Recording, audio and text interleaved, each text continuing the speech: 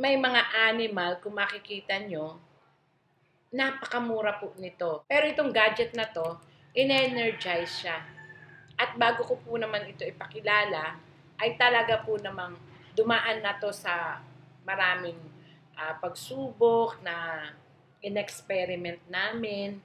At may mga gusto rin pong magpatunay na talagang naka-energize at nakatulong sa kanya. Kailangan talaga ang bahay ng ornament. Sa table, kailangan po ito.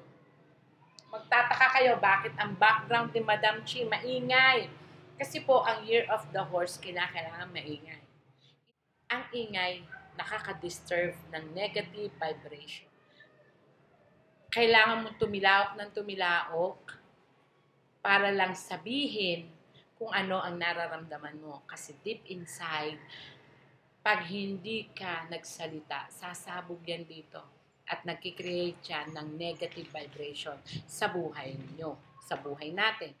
Di ba ang manok, ang lakas-lakas niyan tumilaok sa umaga kasi ginigising tayo na, huy, umaga na! Ibig sabihin, kapag maaga tayong gumising, maaga rin po ang ating swerte.